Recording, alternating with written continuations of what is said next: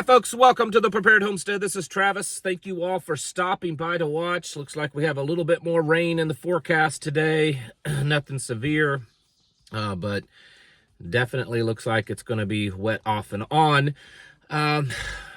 Goodness gracious, there's so much to talk about when it comes to what's going on in the news. And whether you want to hear it or not, a lot of people have been played.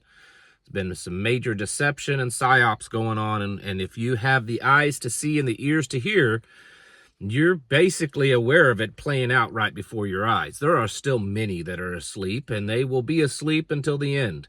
But yeah, a lot of it's playing out. So there's a lot of talk out of Washington, the rumor mill. Who's the source? Nobody knows. It's the rumor mill out of Washington. It's been that way forever. But the rumor mill is stating a couple of things. That number one, the goal was to get this big, beautiful bill passed so that the White House could do all the other things that it wants that may not be appreciated by supporters of the White House. Which makes me wonder what in the world is actually in that big, beautiful bill. I mean, we know some of it, and it doesn't look very good. But there's, I'm sure, a lot of things in there that people haven't really kind of gotten into to figure out what's in it.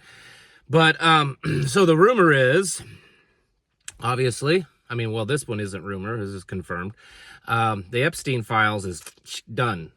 Case closed, not releasing anything else. Remember, you might want to point fingers at certain people in the Justice Department, but the president, at least his press secretary, said that this was under the direction of him.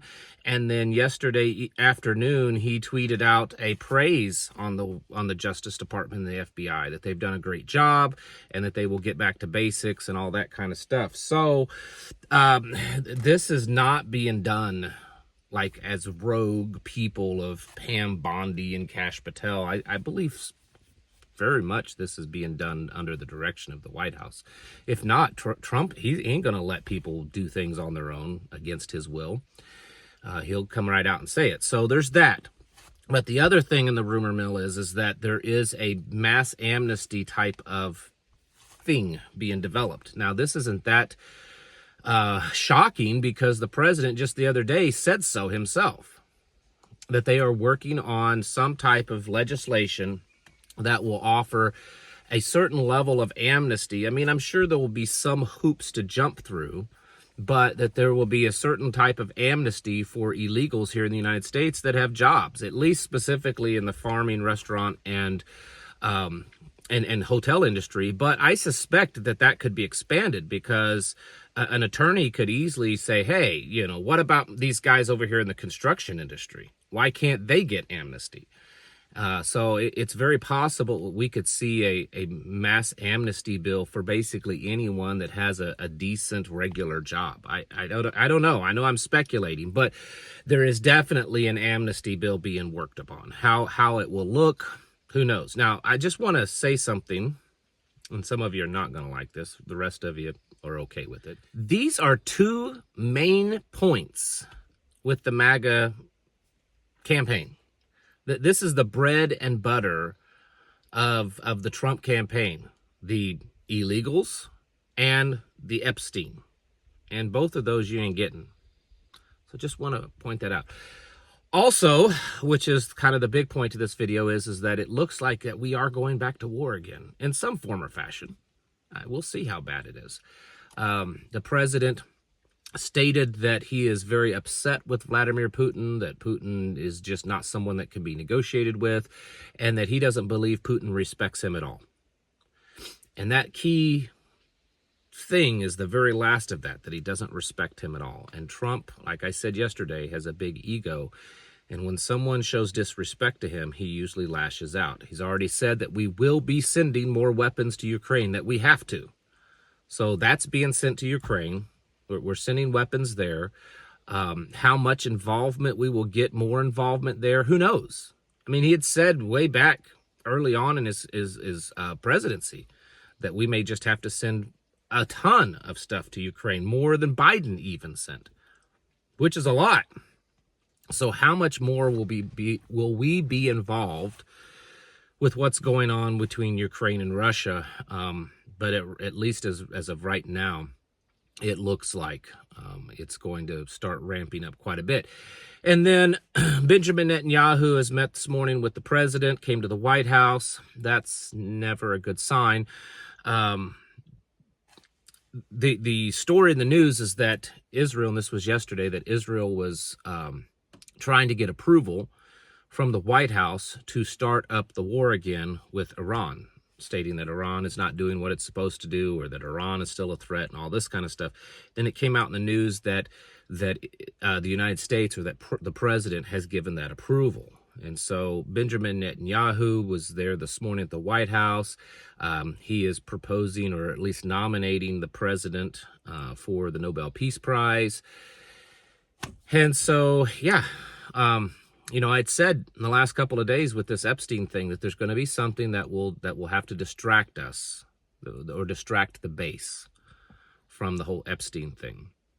So he's wanting to do an amnesty bill for illegals. They're closing the case of the Epstein case. I'd say there's a good chance that we're going to see Ukraine and the Iranian thing ramp up quite a bit. I mean, I don't think that's speculation at all. There's already plenty of evidence showing that. Trump's own words are saying that. So, yeah, that's going to happen. And to what extent, I don't know. But I think that we should be prepared. Here's the thing. For those of you that are still kind of diehard Trump fans, excuse me, we've already gone back. He's already gone back on two main points of his campaign promises. Big ones. These were big. And those have been, gone back on. Why would we not go back on, no new wars and all that kind of stuff? We could see a lot of the pro-conservative, anti-Trump people. You know who they are. They're not liberals. They didn't want Kamala Harris or Joe Biden in office, but they just don't like Donald Trump. Could they be right that he was actually going to bring in the New World Order? I mean, he's talked about things that kind of indicate that. I don't know. I'm not pointing fingers. I'm just asking questions. I think we need to kind of start getting ourselves ready. There's another news article, a report, talking about China firing upon a German plane in the Red Sea. What it looks like is that a Chinese naval vessel shot a laser beam at a German plane. I don't believe, from everything I've read, that there was really any damage. Unsure of all the fine details of that, but it is being spun that the Chinese Navy has fired upon a German plane. They want to get things involved bigger.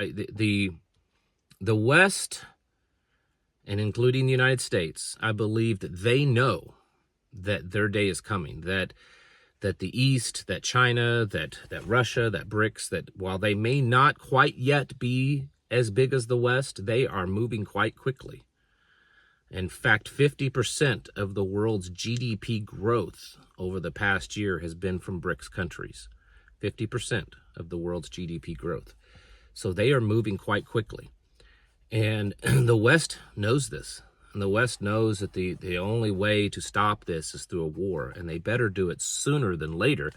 Because if they wait another 5 or 10 years, China and Russia will be too big. In 10 years, China's military might will most likely surpass the United States. And I know that hurts, that stings. But it's just simple math. When you look at the rate of growth that China is going through when it comes to military and their technology, easily could surpass. And you might say, well, they won't be, it's not quite as good stuff as what we have. It doesn't have to be. It doesn't have to be. I've talked about that many times. Can they outproduce us? Yes. Could they throw more stuff at us? Yes. It doesn't have to be better stuff. It just has to be more. Wars have shown that over and over again, that many times It's not the quality of the weaponry or even the training. It's the ability to throw mass amounts of it at your opponent. And so they have to know that, if they're going to stop this, they've got to do it quickly. Trump, I think, tried to stop it through tariffs and economic stuff, and it doesn't look like that's working. China does not seem scared at all of Trump, slapping tariffs on them or anything like that. And so if the economic war doesn't work against China, then what's the alternative? I mean, it's just a question. As far as the economic thing, the president is doing a lot of tariffs. A lot of tariffs just in the last couple of days have been announced. And so things just, and it's because there's not that many trade deals. Remember, it was going to be 90 trade deals in 90 days. And while it does seem like that there's going to be some trade deals, certainly nowhere near 90. And I think it's because the world sees the weakness in the United States, and they see that while maybe on some parameters the United States is still the top dog, China, definitely with its allies, is growing rapidly, and they're going to go where the money is. Plus, China doesn't weaponize its currency like the United States does. China isn't in $37 trillion in debt like the United States is. China isn't going into $2 to $3 trillion in debt annually like the United States is. Just throwing that out there. So it's not just that you're preparing for an immediate thing, immediate war, immediate, financial turbulence and stuff. You're planning and preparing for long-term stuff, over the next 5 to 10 years, easily. I think that we're going to see a major upset of the balance of everything, of the system. And it doesn't mean that the United States is going to lose, but I think the United States is going to have to go through a lot to potentially win. That's just how it is. History shows that, folks. I'm not making things up. I'm just telling you what history shows us. You can go back and you look at the British Empire, the Spanish Empire, the Dutch Empire. You can go back all the way back, and then it's all the same. It's the same exact pattern. And we're right now in the middle of it. So you need to be preparing for short-term and long-term type of stuff, because it's going to get muddy. Folks, you need to get your houses in order and prepare yourselves mentally, physically, and spiritually. Thanks for watching. Catch you in the next video.